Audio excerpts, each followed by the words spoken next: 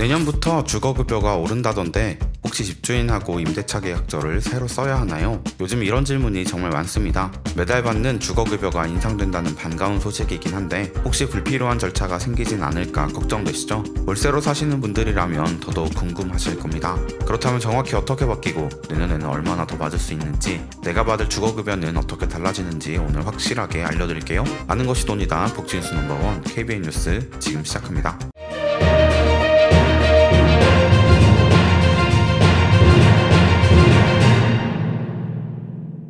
내년 오르는 주거급여로 인해서 마음이 편하신 분들도 계시지만 걱정하시는 분들도 있는데요. 바로 불필요한 절차가 생기거나 수급자에서 탈락할까 걱정하십니다. 결론부터 말씀드리면 절대 그럴 필요 없습니다. 계약서를 새로 쓸 필요 없이 자동으로 인상된 금액이 적용되니 걱정하지 않으셔도 됩니다.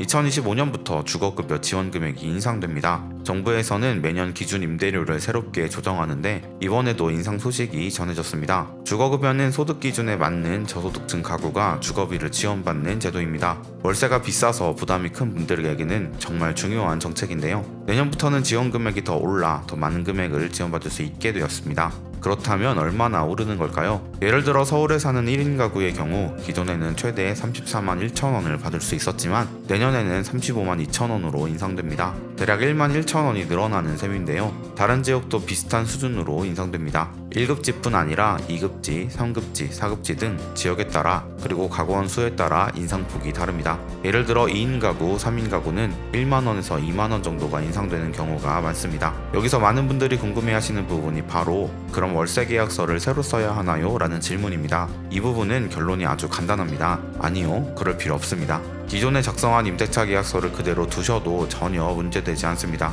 왜냐하면 주거급여는 새로운 계약서가 아니라 기존 계약서를 바탕으로 자동으로 금액이 조정되기 때문입니다. 주거급여는 기준 임대료에 따라 금액이 정해지는데 이 기준 임대료는 정부가 매년 1월 1일부터 새롭게 적용합니다. 즉 여러분이 새로 계약서를 쓰지 않아도 정부가 알아서 기준 금액을 올려주고 그에 맞춰 주거급여가 인상되는 겁니다. 그럼 계약서를 새로 써야 하는 경우는 언제일까요? 사실 주거급여 인상과는 무관하게 임대차 계약을 다시 써야 하는 경우가 있습니다.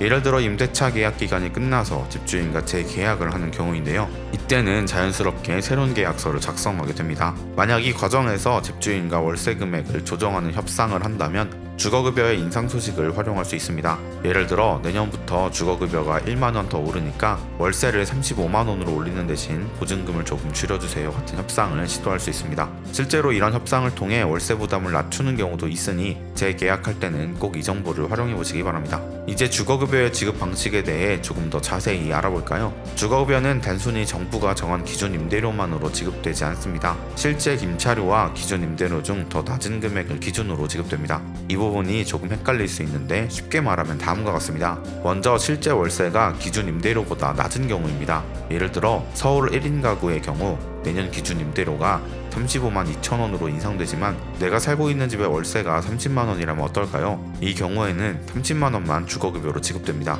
정부가 기준으로 정한 금액이 아무리 올라가도 내가 내는 실제 월세가 더 적기 때문에 이 작은 금액을 기준으로 지원을 받게 되는 겁니다. 다음으로 실제 월세가 기준 임대료보다 높은 경우입니다. 이번에는 반대로 내가 살고 있는 집의 월세가 40만원이라고 가정해 볼게요. 2024년까지는 서울 1인 가구 기준 임대료가 34만 1천원이었기 때문에 34만 1천원까지만 주거급여로 받았을 겁니다. 하지만 2025년에는 기준 임대료가 35만 2천원으로 인상되므로 내년부터는 35만 2천원까지 받을 수 있게 되는 겁니다.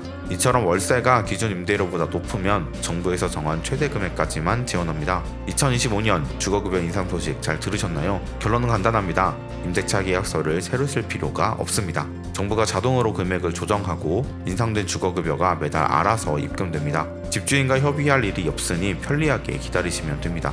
집주인과 계약을 다시 갱신해야 하는 경우라면 이 인상된 주거급여 금액을 활용해서 협상에 나서보세요. 월세 인상을 막거나 보증금을 줄이는 데 좋은 협상 카드가 될 수 있습니다. 주거급여는 단순한 돈 지원이 아닙니다. 매달 내야 하는 월세 부담을 줄여주는 중요한 제도죠. 특히 임대차 계약이 끝나는 시점이라면 집 주인과의 대화를 통해 월세 부담을 줄일 수 있는 기회가 될 수 있습니다. 어차피 받을 지원금이 늘어나는 만큼 이 정부 정보를 잘 활용해서 더 유리한 조건으로 계약을 갱신해보는 것도 좋은 방법입니다.